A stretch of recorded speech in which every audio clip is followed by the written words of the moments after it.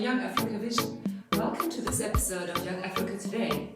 Today I'm going to present to you the sixth and the final of the strategic focus areas that I believe we can create businesses in and therefore jobs across every single village in Africa. And this is Young Africa Innovation. Now, Young Africa Innovation is really about finding new ways of doing things. Where the other businesses that I spoke about and the strategies I spoke about are very much around looking at existing success models and rolling them out as a franchise basis across the continent. This is really around new things.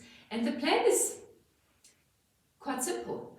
We can tap into the brilliant brains of 200 million young unemployed youth in Africa that are currently sitting there and feeling as if nobody needs them. And this is terrible. This is one of the lies of the devil, to make people feel that they are useless and worthless. While God has endowed each human being with a brilliant brain. And the trick is just to find out how to tap into that brain. So, to make Young Africa Innovation happen, I have really thought of four ways to start off with. The first one is simply to use the Academy for Young Africa, or the Young Africa, well actually both, the Young Africa School platform, both of these platforms, which are online platforms, and create spaces on there where any kind of resource that helps to teach anyone who's interested in coding to start coding. And so basically call it a code school. And these resources are free resources that are available on the internet already. So all the Academy for Young Africa is going to do is to make sure that it becomes an aggregator of a place where everyone knows they are welcome to register for free and they can find free online resources if they are interested in learning how to code. Now, of course, this is not the only thing. We're also going to use the Young Africa School program in terms of working with the students of the Leadership and Entrepreneurship program to mobilize and encourage youth at the school, children at the school at primary level and at secondary level, to actually start coding and to find a way of creating, also using the franchise model to create code school centers as mini franchises at every single school in Africa. And have these youth that are students of the Leadership and Entrepreneurship program, the ones that are interested in coding, become the owner of the franchise. And then once they are done, with their studies, they sell the franchise to the next young person that can take over from them, or they hand it over. It really is a very interesting way of making sure that we have youth helping children and teenagers to learn to code while they themselves also learn to code. And so this is the first plan, is really working through the existing systems and platforms of the Academy for Young Africa and through Young Africa School. The second strategy is not my strategy, but I think it's an absolutely brilliant strategy, and I want to use the networks that we're building through the Leadership and Entrepreneurship program with the schools across the continent to encourage schools to participate in the Lego League. Lego is a brand, it's a Scandinavian brand of little plastic blocks, if you don't know Lego,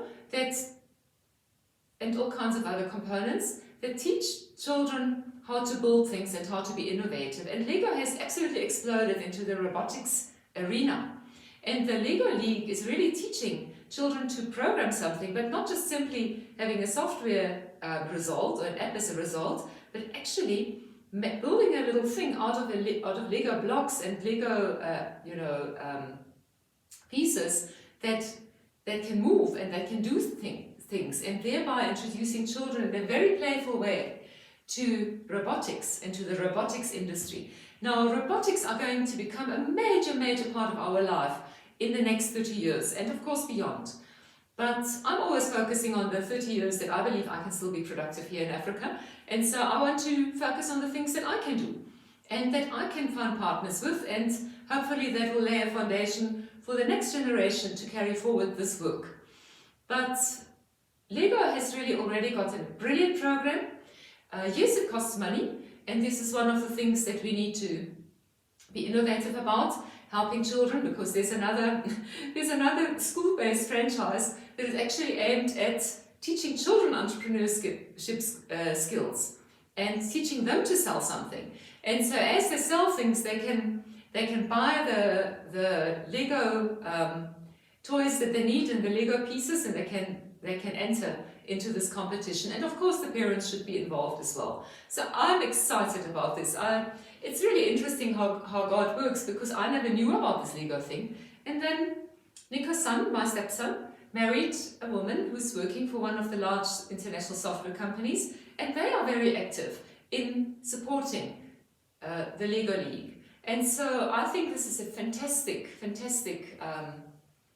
program, and I'm really excited about helping to bring it into schools all across Africa.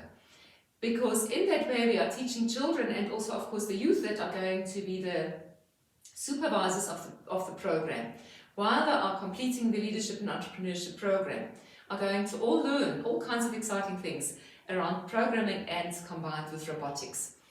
Now the third aspect is really around building on that, and that is about setting up a code room.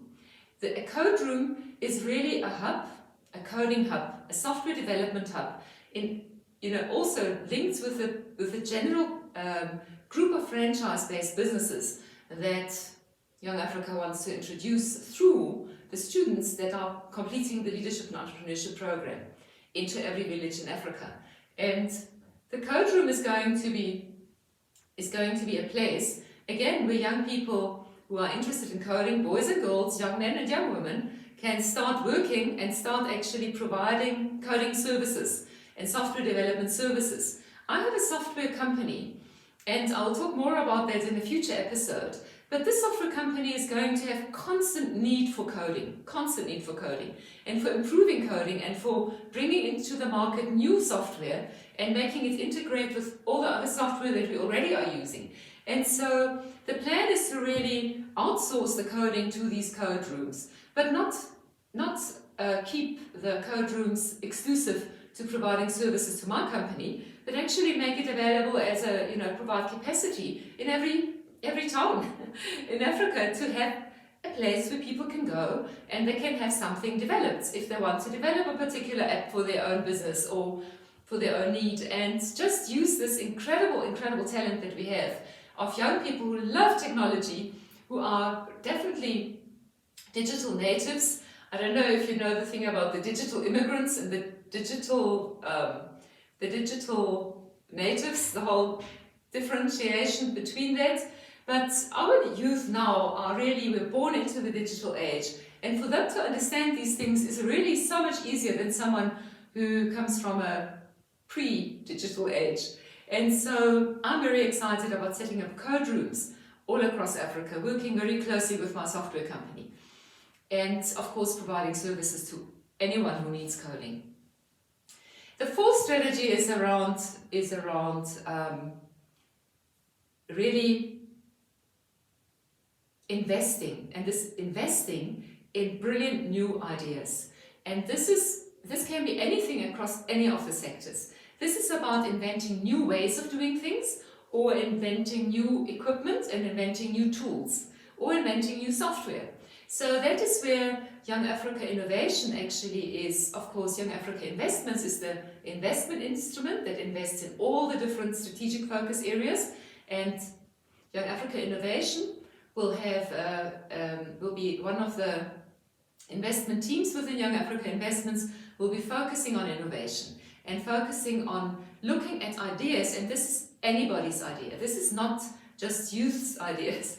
These are ideas from people from across all age groups and that are in Africa, and that are looking for investment funding to take their brilliant idea forward.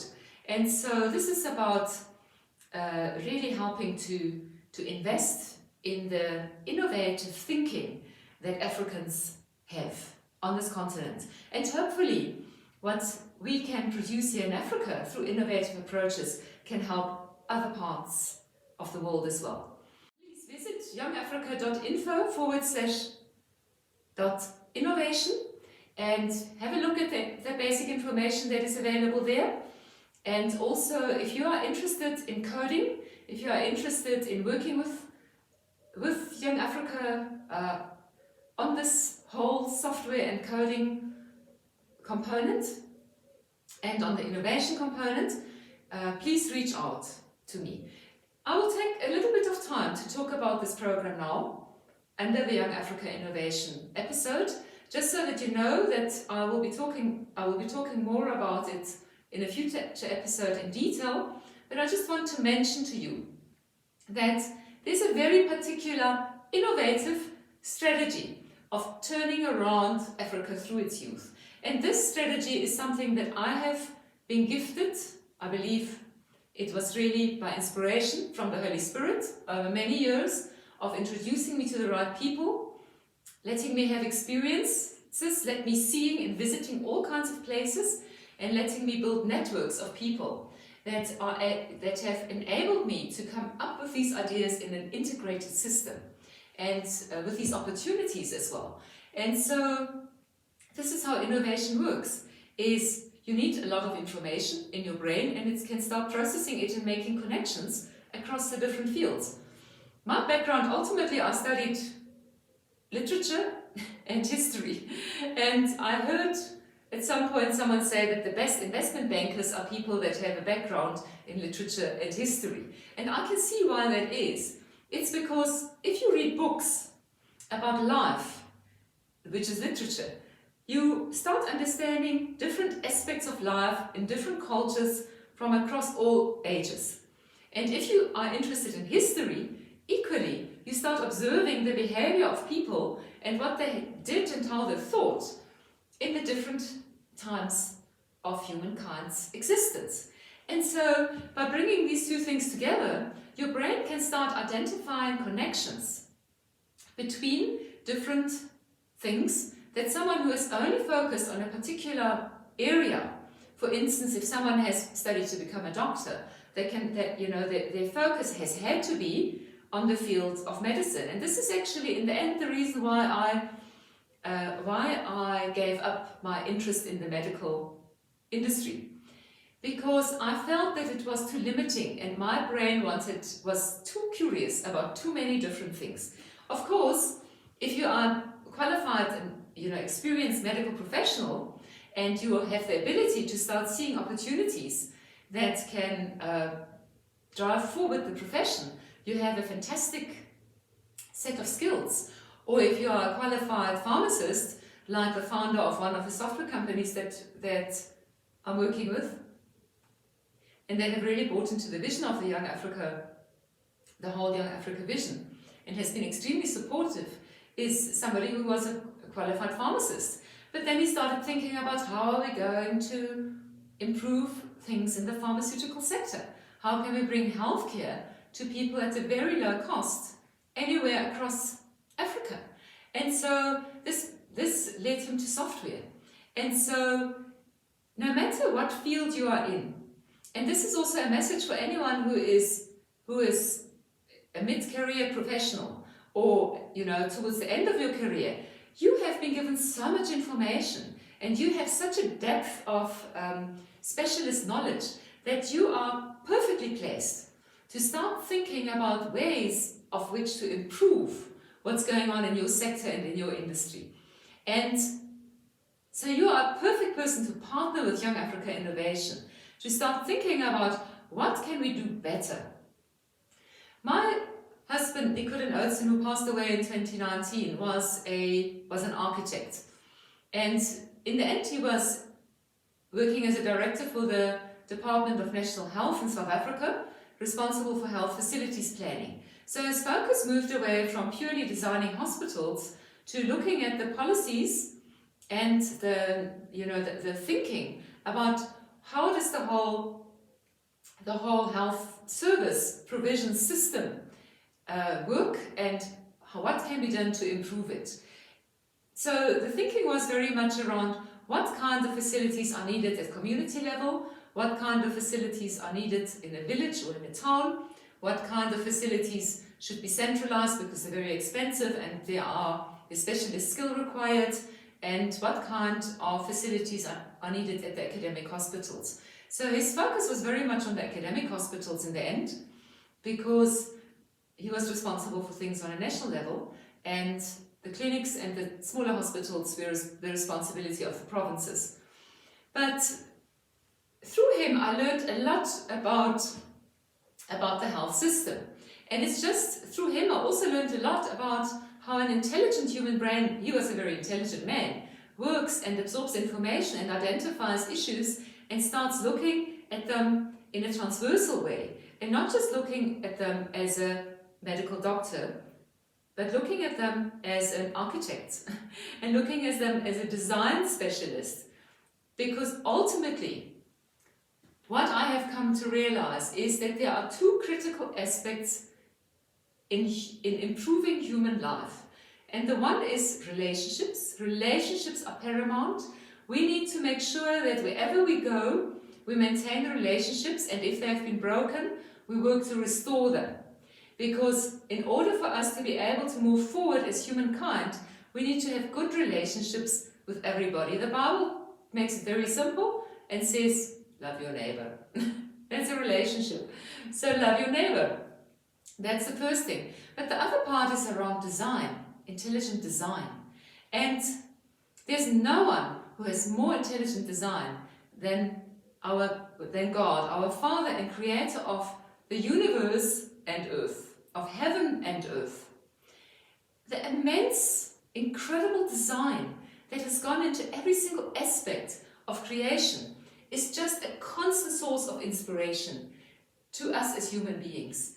And as we do research to understand how nature works, meaning as we fulfill the command to master the earth, meaning to understand it, we can come up with so many innovative solutions built on the master designer's plans, which is God.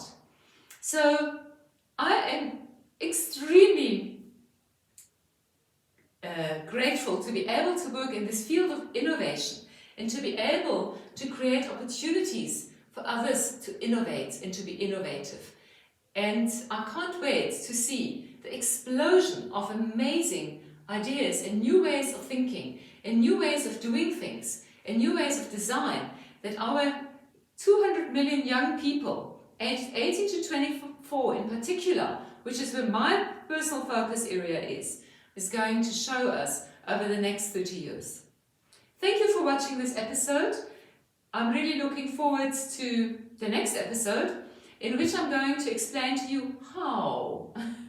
You have now spent a lot of time listening to what the Young Africa strategy is, and specifically around the 6 strategic focus areas, which are starting with community, which is around the infrastructure that we need in every community. Culture, which is around using the indigenous knowledge and the inspiration of the different cultures, of which we have so many beautiful cultures in Africa. Then we have ecology, which is around working with the resources God has given us through nature. Then we have education, which is around helping to develop Africa's children, youth, and adopting a mindset of lifelong learning. And then we have health, which is around providing the tools that people need to keep themselves healthy, and the opportunities for people to retreat and make use of nature in order to restore their bodies and their mind, their spirits and their emotions. And last but not least, number 6, which I spoke about today, which is around innovation, is when God made the world, He created us in His image, and He is the creator. So He has given each one of us the ability to create. And creation means innovation. You are making something new. We are creating something new. And so this 6th strategy is absolutely critical in the total mix, and it goes across all the other strategic focus areas, and of course into any other area that we as humans have. Now, in the next episode, I thought I'm just going to take a bit of a moment so that you can understand my thinking about how we are going to make these things happen. But then there are still another 4 instruments that I spoke about when in episode 13, when I spoke about the instruments that we need to establish, or that I have felt that need to be there, and that I started setting up in order to help our 200 million unemployed youth across Africa to be able to fulfill their potential, and in doing so, transform this continent over the next 30 years. Just in closing, I want to say that I don't believe that we need 30 years. I believe that if we can help a young person transform, we only need 5 years. So it's really about a matter of saying, how quickly can we reach the existing 200 million young people all at the same time, so that we only have 5 years of preparation time before these young people can all be fully productive and contributing to the economy and to society here in Africa. So my goal is really a 5-year goal. My first goal is really a 5-year goal. I want to reach 200 million young people as quickly as possible, get them on board to start going through the leadership and entrepreneurship program. And as they go through it, they start developing the mini franchises around the schools. As they start completing that, they start becoming ready to become either employees or owners of franchises in new facilities that we open